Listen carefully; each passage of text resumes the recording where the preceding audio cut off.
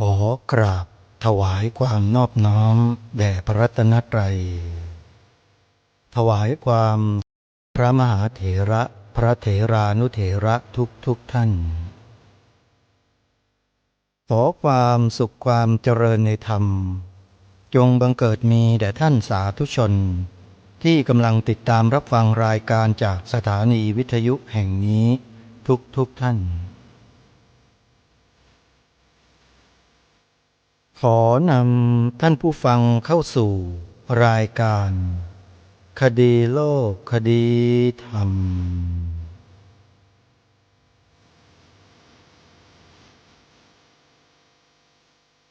พบกันวันนี้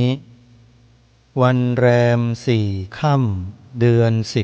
10วันนี้ตรงกับวันเสาร์ที่21 กันยายนพระพุทธศักราช2567รายการคดีโลกคดีธรรมมาพบกับสาธุชนเป็นปกติทุกวันจันทร์ถึงวันศุกร์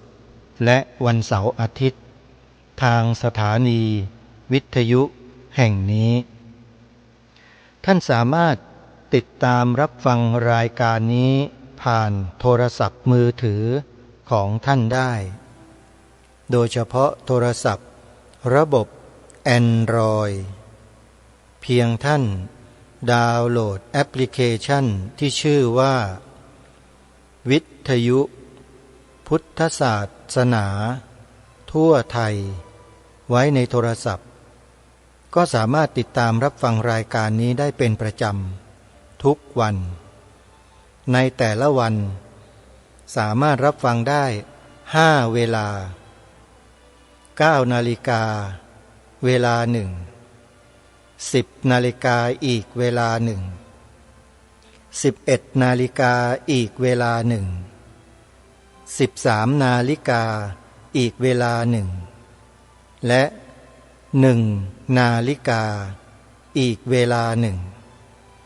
เนื้อหาสาระที่ทางรายการนำเสนอนั้นเป็นเนื้อหาที่เกี่ยวกับความเป็นไทยของเราความเป็นไทยของเรานั้นอยู่เคียงคู่กันมากับหลักธรรมคำสอนในทางพระพุทธศาสนาอย่างไม่ขาดสายมาโดยตลอดบนผืนแผ่นดินแห่งนี้ไม่ว่าจะเป็นยุคกรุงรัตนโกสินทร์กรุงธนบุรีกรุงศรีอยุธยากรุงสุโขทัยยุคทวาราวดียุคสุวรรณภูมิยุคขุนสวงนางสางยุคมนุษย์ต้นกับมีมาตั้งแต่โลกนี้สร้างขึ้นมาแล้วมีพระสัมมาสัมพุทธเจ้าพระองค์แรกทรงอุบัติขึ้นมาสั่งสอนมนุษย์ในโลกใบนี้แผ่นดินแถบนี้ก็มีหลักธรรมคำสอนในทางพระพุทธศาสนาเจืออยู่อย่างไม่ขาดสายเลยตลอด4 พุทธันดร4 พุทธันดรก็หมายถึง4 พระพุทธเจ้าพระพุทธเจ้า4 พระองค์แล้วก็จะต่อเนื่องไปอีก1 พระองค์เป็นพระองค์ที่5คือพระศรีอริยเมตไตรตามที่ปรากฏอยู่ในคัมภีร์ทางพระพุทธศาสนานั่นเองสิ่งเหล่านี้มีที่มามีที่ไปและมีหลักฐานยืนยันปรากฏแต่นักวิชาการด้านโบราณคดีประวัติศาสตร์ของเมืองไทยเรานั้นยังสืบไปไม่ถึงยังไม่สามารถที่จะตีความตัวอักษรจารึกที่ท่านเจ้าคุณพระราชกวีอ่ำธรรมทัตโตท่านได้ถอดความออกมาให้เราได้รู้ได้เห็นกันนั้นได้นักวิชาการด้านโบราณคดีและประวัติศาสตร์ในเมืองไทยไม่มีใครสามารถถอดความคำโบราณเหล่านั้นออกมาได้เลยมีแต่ท่านเจ้าคุณพระราชกวีอ่ำธรรมทัตโตรูปนี้รูปเดียวเท่านั้นถ้าจะกล่าวถึงบุคคล ที่มีความสามารถเฉพาะและต้องเจาะจงลงที่บุคคลเดียวแล้วตัวอย่างในประวัติศาสตร์ของโลกก็มีอย่างมากมายเลยให้เราได้ศึกษาเรียนรู้กันในเชิงประจักษ์เช่นคนที่คิดค้นเรื่องไฟฟ้าได้ก็มีคนเดียวคนแรกคนที่คิดค้นเรื่องน้ำหนักซึ่งเป็นแรงดึงดูดได้ก็มีคนเดียวคนที่ค้นพบหลักสมการสัมพัทธภาพก็มีอยู่เพียงคนเดียวบุคคลที่ตรัสรู้เป็นพระสัมมาสัมพุทธเจ้าก็มีเพียงแค่บุคคลเดียวบุคคลที่นำการทำสังคายนาครั้งที่3ครั้งที่4ครั้งที่5ครั้งที่1ครั้งที่2ก็มีองค์เดียวไม่มี2 องค์กษัตริย์ที่ครองนครหรือราชอาณาจักรใดก็แล้วแต่ก็มีเพียงองค์เดียวเท่านั้นเพราะฉะนั้นท่านเจ้าคุณพระราชกวีที่ท่านถอดความในแผ่นกระเบื้องจานโบราณออกมาได้เพียงหนึ่งเดียวจึงไม่ใช่เรื่องแปลกเพราะเป็นวาระของท่านผู้เดียวผู้อื่นไม่มีสิทธิ์และไม่มีโอกาสที่จะทำหน้าที่นี้ได้และเมื่อท่านทำได้แล้วเนี่ยเผอิญว่าทำอยู่ในยุคที่ไม่ได้ส่งเสริมสิ่งที่ท่านทำเป็นยุคประชาธิปไตยอย่างที่ท่านเจ้าคุณพระราชกวีท่านกล่าวไว้ในบทคำนำที่ผ่านมายุคประชาธิปไตยอย่างที่ท่านกล่าวเป็นอย่างนั้นเมื่อเป็นอย่างนั้นสิ่งที่ท่านได้ทำไว้เหล่านั้นจึงไม่ได้ถูกยกขึ้นเป็นสิ่งสำคัญของชาติบ้านเมืองกลับถูกกดเอาไว้เบียดบังเอาไว้หรือถึงขั้นกับจะทำลายด้วยซ้ำไปตามที่ท่านได้กล่าวไว้บทคำนำที่ผ่านมาถ้าเราได้ฟังกันนี่คือสิ่งที่เกิดขึ้นและเป็นขึ้นและมีปรากฏขึ้นอย่างชัดเจนเพียง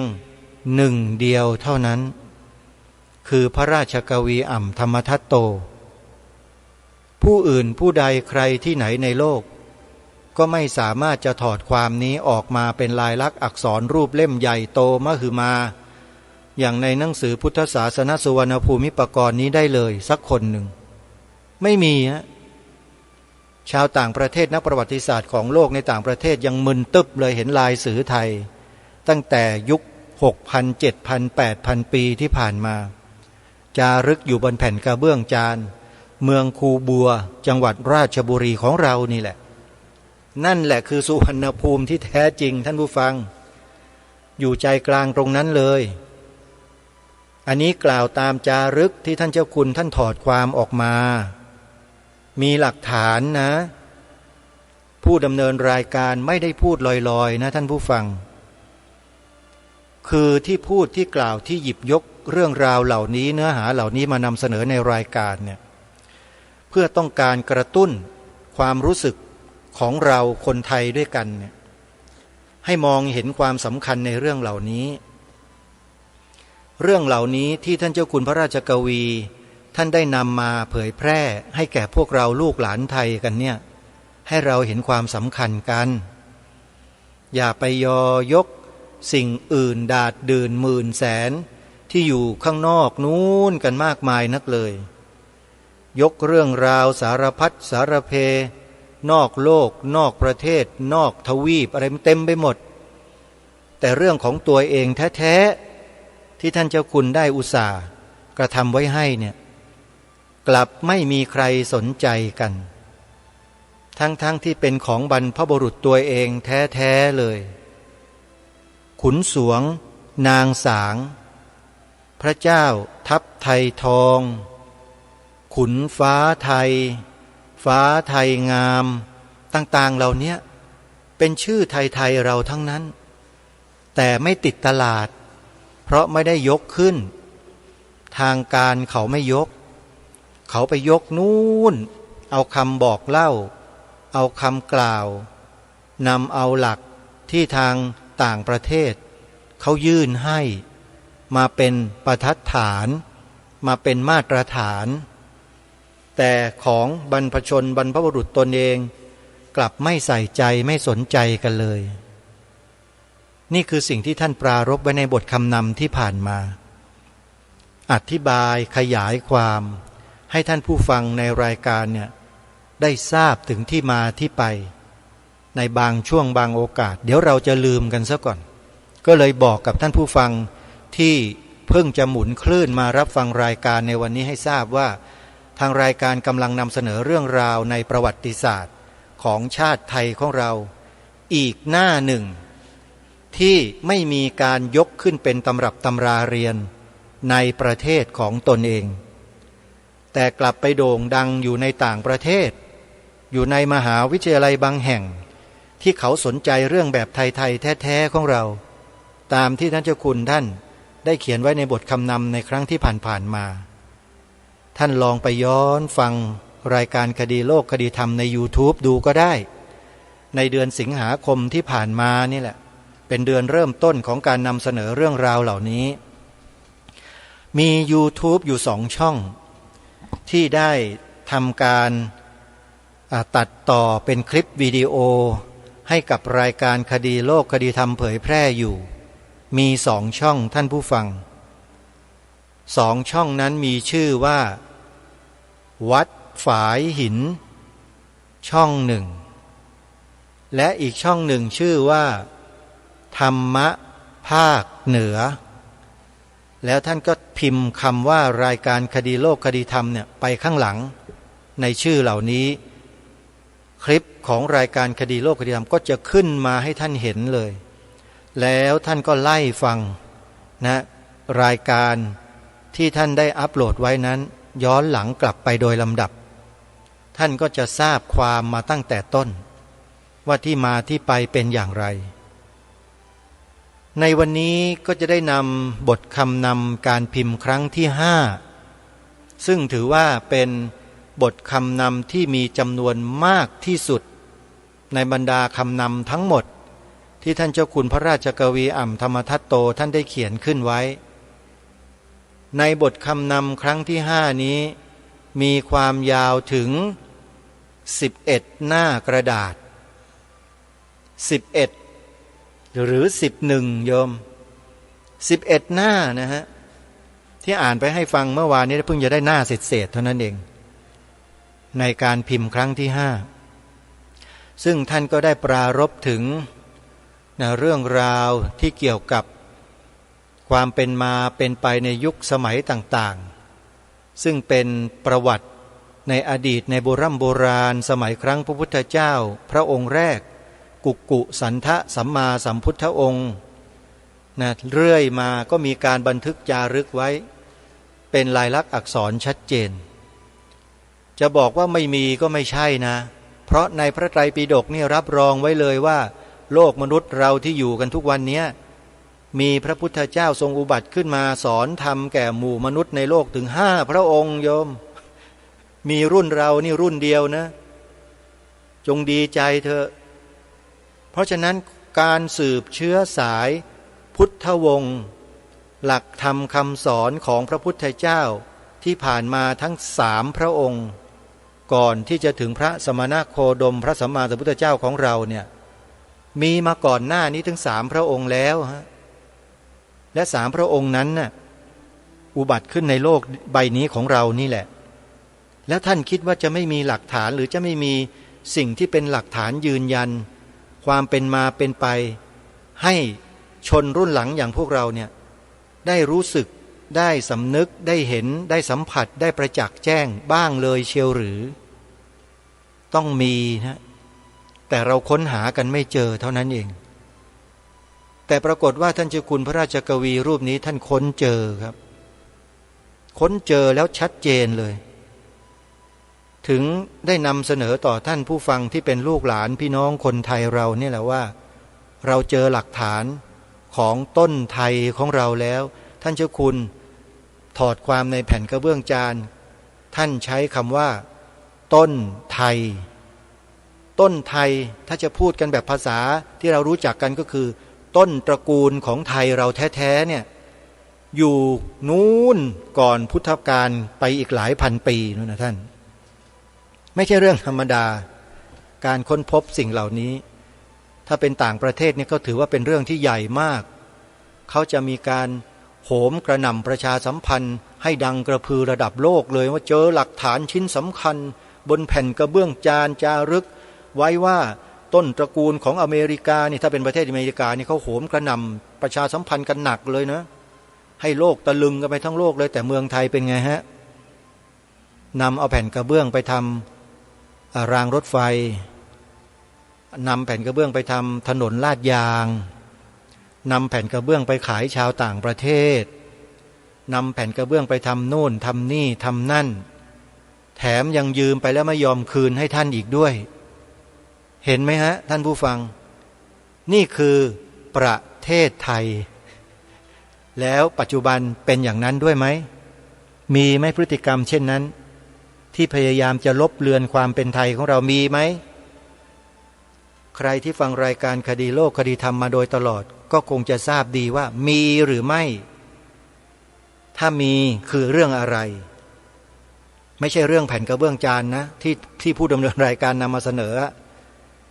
เรื่องธงชาติไทยจนป่านนี้แล้วเนี่ยพวกเรากันเองที่เป็นลูกหลานคนไทยที่ฟังรายการคดีโลกคดีธรรมกันอยู่เนี่ยไม่ทราบเหมือนกันว่าได้เห็นความสำคัญในเรื่องนี้กันบ้างหรือยังเรื่องธงชาติไทยเนี่ยธงชาติไทยและเพลงชาติไทยเป็นสัญลักษณ์ของความเป็นไทยเราจงร่วมใจยืนตรงเคารพธงชาติเพื่อความภาคภูมิใจในเอกราชและความเสียสละของบรรพบุรุษไทยความสำนึกในข้อเหล่านี้มันเกิดขึ้นในใจเราจริงหรือเปล่าหรือท่องกันไปกล่าวกันไปเหมือนนกแก้วนกขุนทองอันนี้ต้องถามตัวเราเองเกิดความสำนึกรู้สึกซาบซึ้งในสิ่งที่บรรพบุรุษบรรพชนเราได้สืบสานรักษาต่อยอดกันมาหรือเปล่าชาติศาสนาพระมหากษัตริย์ของชาติบ้านเมืองเราอะศาสนาอะไรโยมศาสนาของชาติบ้านเมืองไทยเราเนี่ยศาสนาอะไรรายการนี้พยายามจะถามดังๆถามแรงๆเพื่อกระตุ้นเอาความจริงในใจของพวกเราทุกคนที่มันมีอยู่เนี่ยออกมาให้มันชัดๆสิว่าศาสนาประจำชาติไทยของเราเนี่ยคือศาสนาอะไรผู้ดำเนินรายการจะไม่พูดจะไม่ตอบแต่ให้ทุกคน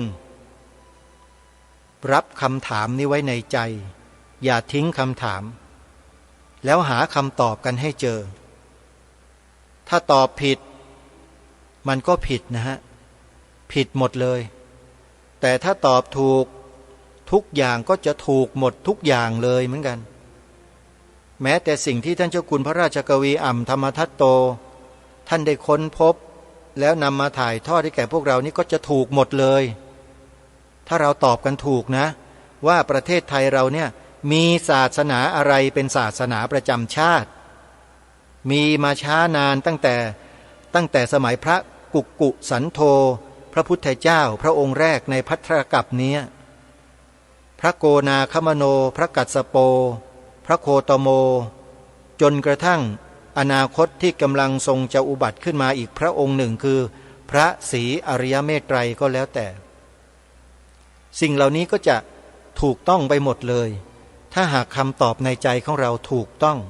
ว่าประเทศไทยเราเนี่ยมีศาสนาอะไรเป็นศาสนาประจำชาติและคำตอบนี้ไม่ใช่ตอบกันลมๆแรงๆแล้วก็ปล่อยทิ้งกันเหมือนกับผายลมไม่ใช่นะคำตอบนี้จะต้องฝังแน่นอยู่ในหัวจิตหัวใจของคนไทยทุกคนอย่าให้ใครมาลบล้างบิดเบือนทำลายความถูกต้องในข้อนี้ของชาติบ้านเมืองของเราทุกวันนี้ท่านผู้ฟังทุกวันนี้นะคนในประเทศนี้เนี่ยไม่ว่าใครก็แล้วแต่ ไม่กล้ายืนหยัดอยู่บนความจริงและความถูกต้องของบ้านของเมือง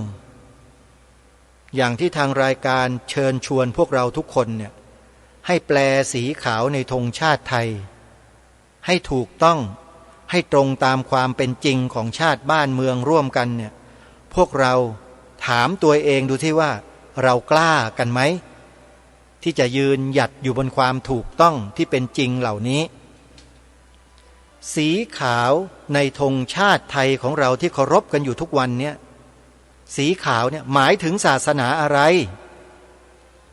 รายการเนี้ยให้พวกเราหาคำตอบให้เจอแล้วยืนยันหลักฐานให้ชัดเจนถ้าใครติดตามรับฟังรายการนี้มาตั้งแต่ต้นก็จะตอบได้มีหลักฐานชัดเจนทางรายการถึงขนาดว่าอัญเชิญบทพระราชนิพนธ์ความหมายธงไตรรงค์ของล้นเกล้ารัชกาลที่6มาแต่งเป็นเนื้อร้องทำนองดนตรีของรายการที่ท่านฟังในตอนจบทุกวันนั่นแหละที่เป็นเมโลดี้กีตาร์ตัวเดียวเนี่ยแล้วก็มีผู้นำเนื้อร้องมานั่นคือบทพระราชนิพนธ์ความหมายธงไตรรงค์นี่คือหลักฐานที่ยืนยันว่าประเทศไทยมีศาสนาอะไรเป็นศาสนาประจำชาติและสีขาวในธงชาติไทยของเราทั้งสองแถบเนี่ยหมายถึงศาสนาอะไรคำตอบอยู่ในบทพระราชนิพนธ์ความหมายธงไตรรงค์ของล้นเกล้ารัชกาลที่6ทุกประการถูกต้องแล้วทีนี้เราก็ต้องมาดูกันว่าใครไปบิดเบือนของพระองค์ท่านทุกวันนี้ในโซเชียลก็ยังไม่อัญเชิญพระราชนิพนธ์ความหมายธงไตรรงค์ของพระองค์ท่านไปเผยแพร่แม้แต่หน่วยงานระดับสูงของประเทศไทยก็ไม่ยอมนำไปเผยแพร่แต่กลับไปนำเอาความหมายที่บิดเบือนจากกลุ่มบุคคลกลุ่มหนึ่งที่อ้างชื่อหน่วยงานของรัฐเหมือนอย่างสมัยท่านเจ้าคุณพระราชกวีอ่ำเป๊ะเลยยังไปเชื่อคนเหล่านั้นกันอยู่แล้วก็ไปเขียนตามกันเต็มไปหมดเลยนี่คือระบบของประเทศไทยของเราที่ถูกสร้างกันขึ้นมาแล้วก็ทำกันอยู่แบบนี้ทำให้ความถูกต้องความจริงของชาติบ้านเมืองเนี่ยถูกกลบเกลื่อนถูกบิดเบือนกันอยู่ตลอดถ้าพวกเราไม่เข้มแข็ง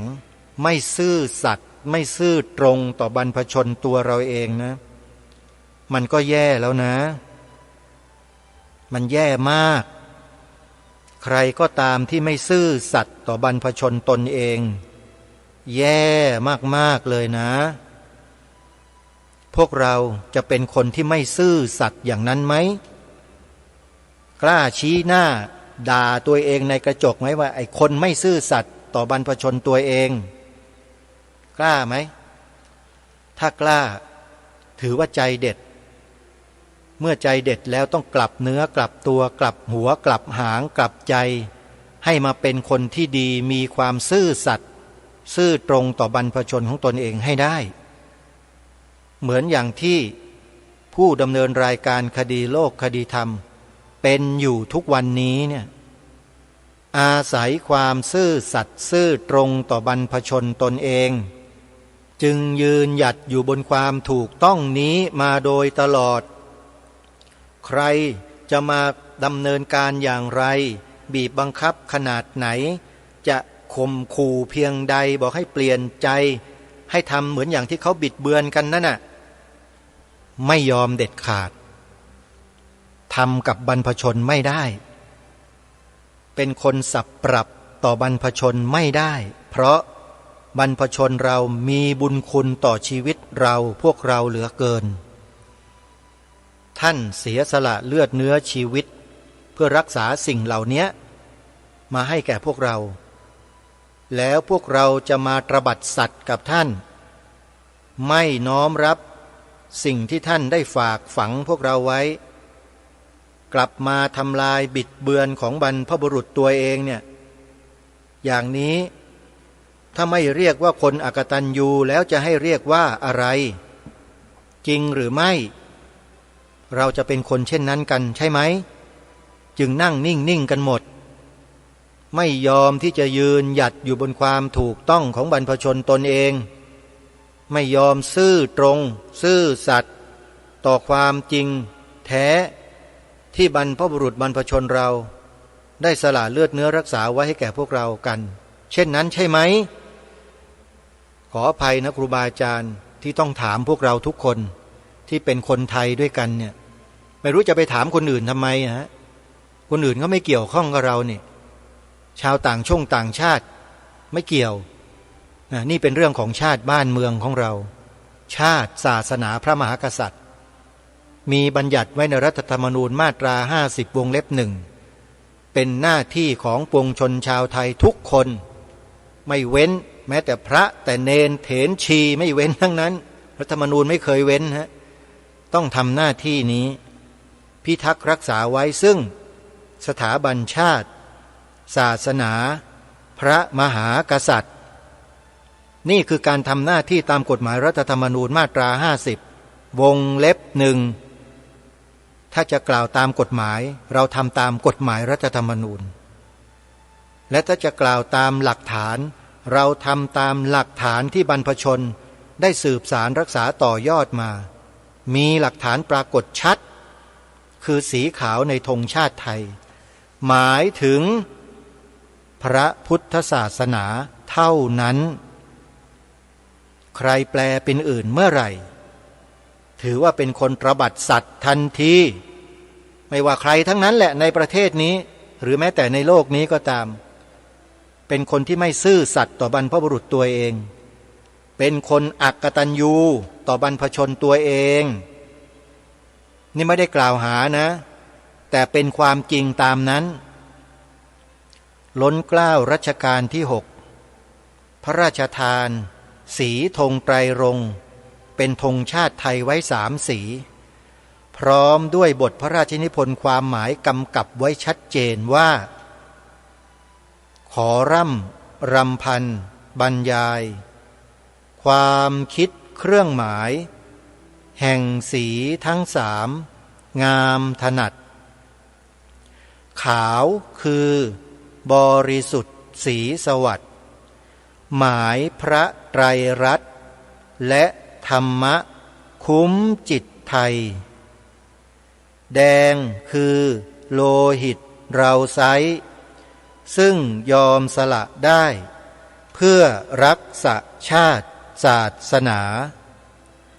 น้ำเงินคือสีโสภาอันจอมประชาทะโปรดเป็นของส่วนองค์จัดริ้วเข้าเป็นไตรรงค์จึงเป็นสีธงที่รักแห่งเราชาวไทยทหารอวตารนำไปยงยุทธวิชัยวิชิตก็ชูเกียรติสยามพระราชนิพนธ์ของล้นเกล้ารัชกาลที่6พระบาทสมเด็จพระมงกุฎเกล้าเจ้าอยู่หัวพระราชบรรพบุรุษไทยของเราที่เราควรเคารพเทิดทูนบูชาไว้เหนือชีวิตเหนือหัวเหนือกระหม่อมแล้วคนที่มาบิดเบือนความหมายพระราชทานธงไตรรงค์ของพระองค์ท่านทุกวันนี้ล่ะยังยืนหน้าตาลอยนวลกันอยู่จริงหรือไม่แล้วใครที่นำเอาความบิดเบือนนั้นไปเผยแพร่กันอยู่ให้ทุกท่านได้โปรดสำนึกในสิ่งเหล่านี้ด้วยอย่าไปเดินตามคนที่กระทำความผิดถึงแม้จะไม่ผิดกฎหมายแต่ผิดต่อบรรพบุรุษตัวเองอย่างน้อยๆเนี่ยนะฮะก็ไม่เทิดทูนพระราชนิพนธ์ของพระองค์ท่านไปตั้งเป็นคำแปลของพวกตัวเองแล้วก็มาเผยแพร่อยู่ซึ่งเรื่องนี้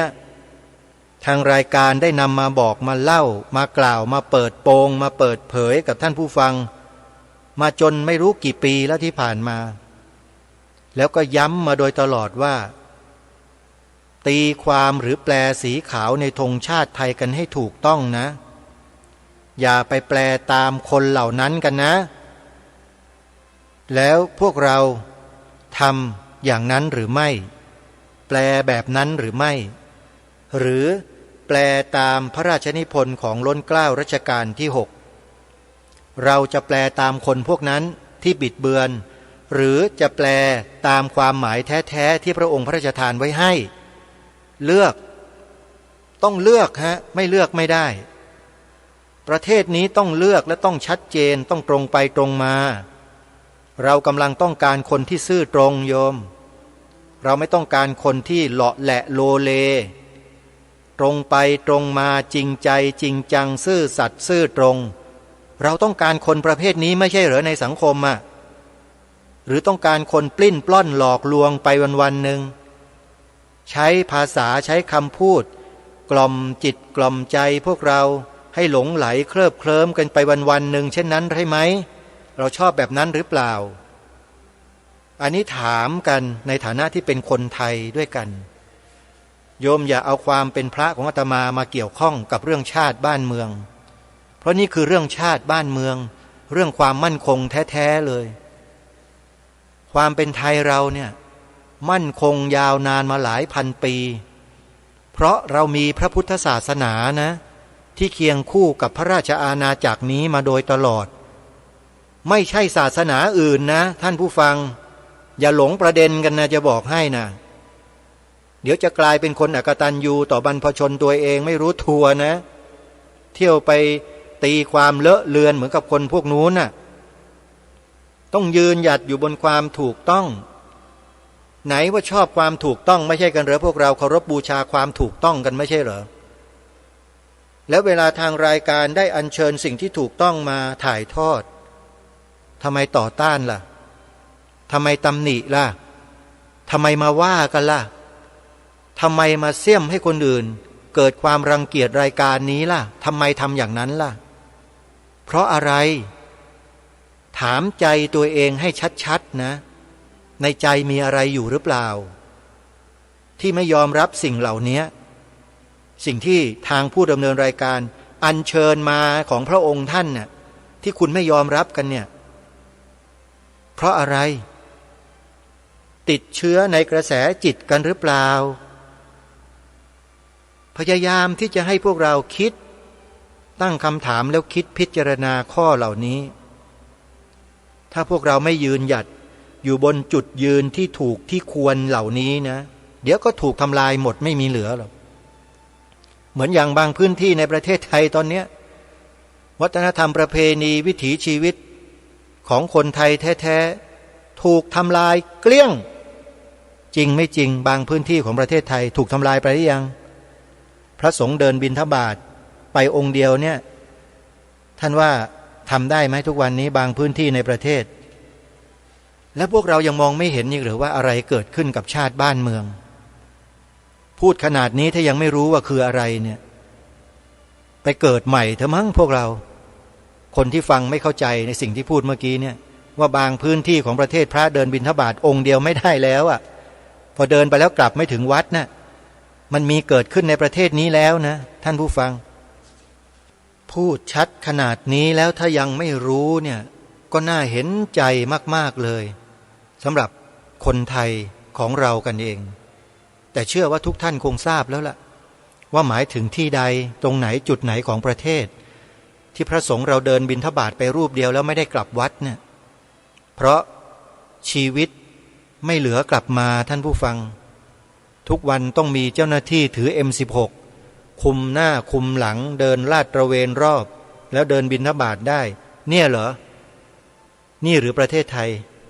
ใช่เหรอใช่ฮะแต่มันมีบางสิ่งบางอย่างที่ทำให้จารีตประเพณีวัฒนธรรมที่ดีงามของชนเผ่าไทยเราต้องสูญเสียไปเพราะอะไรถ้าใครต้องการทราบทางรายการเคยแนะนำแล้วว่า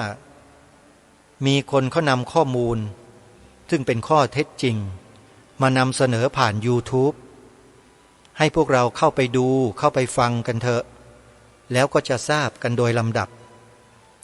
ช่อง YouTube ที่จะแนะนำให้ไปดูก็คือช่องที่มีชื่อว่าสมาคมปกป้องพระพุทธศาสนาสมาคมปกป้องพระพุทธศาสนาโดยมีเจ้าของสมาคมนายกสมาคมเป็นผู้หญิงฮะแล้วก็สู้จริงๆสู้กับความไม่ถูกต้องโดยใช้ความถูกต้องมาเปิดเผยให้สังคมรับรู้ไม่ได้ไปด่าไม่ได้ไปว่าไม่ได้ไปอะไรใครทั้งนั้นไม่ได้ทำร้ายใครแต่นำความจริงมากล่าวนำมาพูดคนทุกวันนี้ไม่ชอบความจริงกันทำไมไม่ชอบล่ะคำตอบง่ายๆก็คือชอบความโกหกไม่ชอบความจริงพอมีคนนำเอาความจริงมานำเสนอคนที่ชอบโกหกก็ไม่ชอบเป็นเรื่องปกติธรรมดาแต่ถ้าคนที่เขารักความจริงความถูกต้องพอฟังแล้วเนี่ยเขาก็อดรนทนอยู่ไม่ได้ก็ต้องเร่งหาข้อมูลเพิ่มเติมดูซิว่าเป็นจริงตามที่เขากล่าวไหมนี่เขาเรียกว่าคนที่รักความถูกต้องก็เลยแนะนำคนที่รักความถูกต้องด้วยกันเนี่ยให้ไปดูคลิปเหล่านี้ที่เขานำมาเสนอแล้วจะรู้ว่าเกิดอะไรขึ้นแล้วหนทางวิธีการที่จะป้องกันและแก้ไขทำอย่างไรเขาก็มีทางออกให้พวกเราด้วยเหมือนกันนะอย่าลืมเข้าไปดูนะช่องที่มีชื่อว่าสมาคมปกป้องพระพุทธศาสนาทางรายการไม่ได้ไปกล่าวร้ายใครไม่ได้ทำร้ายใครแต่แนะนำให้ไปดูให้ไปฟังเพราะผู้ดำเนินรายการนำเสนอข้อเท็จจริงบางอย่างที่กล่าวมาเมื่อสักครู่ว่าบางพื้นที่ของประเทศไทยถูกทำลายจารีตประเพณีอันดีงามของคนไทยไปแล้วถ้าไม่เชื่อท่านก็ลองดูสิฮะพระสงฆ์ลงไปเดินบิณฑบาตดูเถอะครับท่านจะกลับไม่ถึงวัดนะองค์เดียวนะไม่ต้องมีเจ้าหน้าที่ไปด้วยนะนั่นไงสิ่งที่เกิดขึ้นแล้วมันคืออะไรล่ะเป็นความงดงามเป็นความดีงามเหรอใช่ไหมถ้าใครคิดว่าใช่ก็ลองนำผ้าสากาวพัสห่มตัวเองโกนศีรษะแล้วก็ถือไตรสรณคมศีล10เป็นสามเณรแล้วลงไปเดินดูสักวัน2 วันดูก็ได้แล้วท่านจะรู้เองว่าเกิดอะไรขึ้นในพื้นที่ดังกล่าวเรื่องนี้ทางสมาคมปกป้องพระพุทธศาสนาเขามีข้อมูลมานำเสนอชัดเจนตรงไปตรงมาแต่คนที่ชอบโกหกหลอกลวงเนี่ยดูไม่ได้ฟังไม่ได้นะฟังแล้วใจมันจะสั่นรัวแล้วมันก็เกิดอาการอะไรต่างๆมากมายฟังไม่ได้คนโกหกหลอกลวงโลกฟังไม่ได้หรอกสมาคมเนี้ยแต่ถ้าคนจริงฟังได้เราต้องการคนจริงท่านผู้ฟังจริงเขาเรียกว่าจริงใจซื่อสัตย์ซื่อตรงต่อประเทศชาติบ้านเมืองตัวเองไม่คดในข้อไม่งอในกระดูกยึดมั่นในหลักการที่บรรพชนไทยบรรพบุรุษไทยเราสืบสารรักษาต่อยอดมาไม่ว่าจะเป็นวัฒนธรรมจารีตประเพณีวิถีชีวิตศาสนาของชาติพอพูดถึงศาสนาของชาติเนี่ยทุกคนต้องรู้แล้วว่าคือศาสนาอะไรศาสนาของชาติไทยเราเนี่ยถ้ายังไปตีความเป็นศาสนาอื่นอยู่ไปเรียนมาใหม่ไปศึกษาประวัติศาสตร์ชาติไทยมาใหม่ถ้าต้องการจะศึกษาให้ลึกๆมากกว่าสุโขทัยนะนี่มาศึกษาหนังสือพุทธศาสนสุวรรณภูมิปกรณ์ที่ผู้ดำเนินรายการกำลังนำบทคำนำมาอ่านให้ฟังเนี่ยไปศึกษาไปอ่านดูแล้วจะรู้ว่าต้นตระกูลไทยที่แท้จริงสืบสารรักษาต่อยอดสิ่งใดมาโดยตลอดในนี้มีปรากฏชัดเจนเลย และสิ่งที่น่าสนใจก็คือผู้ที่ได้ทำหนังสือเล่มนี้ออกมาเป็นพระสงฆ์โยมเป็นพระเพียงรูปเดียวในโลกไม่มีใครทำได้ฮะมีพระรูปนี้รูปเดียวคือท่านเจ้าคุณพระราชกวีอ่ำธรรมทัตโตขออนุญาตเอ่ยนามท่านบ่อยๆเพราะยกย่องท่านเทิดทูนท่านอยู่ไม่รู้จักไม่เคยรู้จักท่านเลยไม่เคยไปวัดโสมนัสด้วยซ้ำไปก่อนหน้านี้นะเพิ่งจะไปมาเมื่อวัน2 วันนี้เองไปยืนอยู่หน้าพิพิธภัณฑ์ไทยนี่สระไอทอทหารยอยักษ์แล้วก็นอหนูสระอีไม้เอกไทยนี่มิวเซียมนี่คือชื่อของพิพิธภัณฑ์ที่เก็บแผ่นกระเบื้องจานเมืองคูบัวที่ท่านเจ้าคุณพระราชกวีอ่ำธรรมทัตโตเป็นเจ้าของลิขสิทธิ์แต่เพียงผู้เดียวเพราะท่านได้มาด้วยความมุ่งมั่นตั้งใจและก็ไม่ผิดกฎหมายด้วยเพราะทางการในสมัยนั้นประกาศว่าแผ่นกระเบื้องจานที่ท่านเจ้าคุณมีอยู่เนี่ยเป็นของปลอมทั้งหมดท่านยืนยันในบทคำนำชัดเจนนะเมื่อเป็นของปลอมท่านเก็บของปลอมไว้ท่านก็ไม่ผิดกฎหมายไงเพราะมันเป็นของปลอมไงฮะคำแถลงการนั้นท่านยังเก็บไว้เป็นหลักฐานอยู่นะทีมงานยังเก็บไว้อยู่มูลนิธิพระราชกวีอ่ำธรรมทัตโตที่เขาดูแลกันอยู่ตั้งมาตั้งแต่ปีพระพุทธศักราช2562เนี่ยเขาตั้งมูลนิธิและดูแลสิ่งเหล่านี้อยู่นะฮะใครที่สนใจก็ลองแวบๆเข้าไปดูที่วัดโสมนัสวิหารคณะหมายเลข1โยมข้างอุโบสถเลยฮะพิพิธภัณฑ์ไทยนี่มิวเซียมเนี่ยอยู่ข้างพระอุโบสถวัดโสมนัสเลยโยมเข้าไปอยู่ซ้ายมือเลยเดินไปทางซ้ายมือเลยคณะ1อยู่ตรงนั้นน่ะแล้วจะเห็นฝาผนังประตูด้านหน้าทางเข้าเป็นสีแดงๆอยู่ระหว่างซอกกุฏิเล็กๆในคณะ1อยู่ข้างอุโบสถเลยกำแพงแก้วอุโบสถเนี่ยพอออกไปทางซ้ายก็เห็นคณะ1แล้วนั่นแหละอยู่ตรงนั้นแหละโยมธรรมภาพไปมาเมื่อ2-3 วันเนี่ยเดินวนไปคณะ2ไปสอบถามผู้คนที่เป็นช่างเป็นอะไรเขาบอกไม่รู้จักเพราะคนข้างนอกไปเจอเด็กวัดบอกว่าอยู่คณะ1ก็เดินมาที่ด้านหลังไม่เจอต้องเดินไปทางด้านหน้าบริเวณข้างพระอุโบสถจึงพบไทยนี่มิวเซียมพบแล้วแต่เข้าไม่ได้เพราะปิดกุญแจไว้ก็คงจะต้องติดต่อประสานงานแล้วก็ขออนุญาตเข้าไปชมสักวันหนึ่งนะฮะอันนี้ถือว่าเป็นหลักฐานชิ้นสำคัญที่สุดนะฮะซึ่งท่านเจ้าคุณท่านได้พยายามเก็บรักษารวบรวมไว้และที่สำคัญคือถอดความมาเป็นตัวอักษรหนังสือที่ท่านสาธุชนกำลังสดับรับฟังกันอยู่ทุกวันนี้ที่ทางรายการนำมาเสนอเป็นเพียงแค่บทคำนำที่ท่านเขียนไว้ในการพิมพ์6 ครั้งที่นำมาเสนออยู่ตอนนี้เป็นครั้งที่5ในการเขียนบทคำนำในครั้งที่5ของท่านเจ้าคุณเขียนเยอะเขียนไว้ถึงเกือบ11 หน้าท่านผู้ฟังเยอะมากและส่วนใหญ่ก็จะเป็นรายละเอียดที่เกี่ยวกับหลักฐานข้อมูลที่ท่านเจ้าคุณได้ค้นพบแล้วท่านก็นำมาเผยแพร่อยู่ในบทคำนำนี้เยอะมากเลย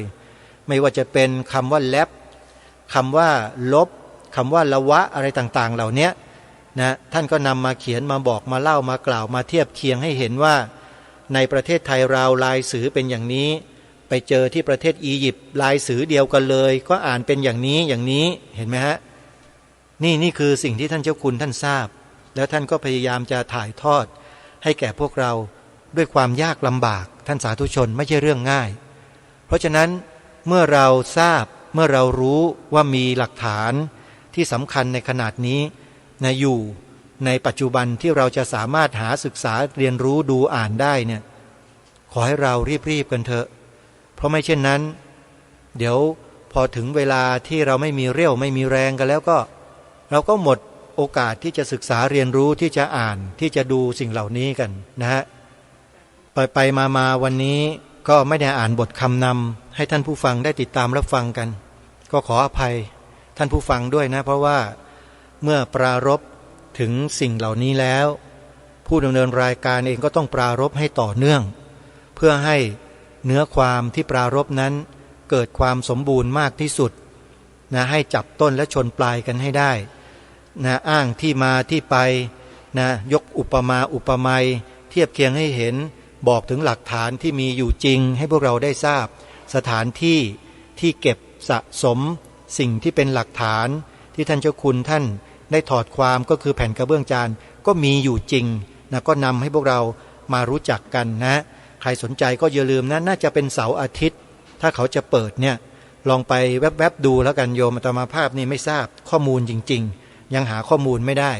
ยังไงก็เดี๋ยวจะแจ้งรายละเอียดให้ทราบต่อไปนะใครจะเข้าชมก็จะแจ้งวัน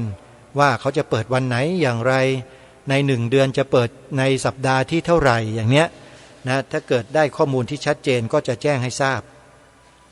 ทีนี้ช่วงท้ายรายการก็ขอประกาศเชิญชวนสาธุชนทำบุญใหญ่งานบุญกฐินสามัคคีของวัดวาอารามต่างๆทั่วราชอาณาจักรเรามีความศรัทธาเลื่อมใสต้องการจะทำบุญที่ใดก็ตัดสินใจทำที่นั่นกันได้เลยโยมแต่ที่จะขอแนะนำว่าทำแล้วได้อานิสงส์แห่งบุญเยอะและมากในช่วงนี้ก็มีวัดป่าจริยธรรมสร้างอุโบสถเป็นมหาอุโบสถหลังใหญ่ท่านสาธุชนทั้งหลายถ้าใครมีส่วนร่วมด้วยเนี่ยอาตมาภาพบอกได้เลยว่าอานิสงส์จะมีตลอดชาติเลยแล้วก็ตลอดไปทุกภพทุกชาติด้วยเพราะมหาอุโบสถหลังนี้จะใช้เป็นสถานที่ปฏิบัติวิปัสสนากรรมฐานเป็นหลักใครจะร่วม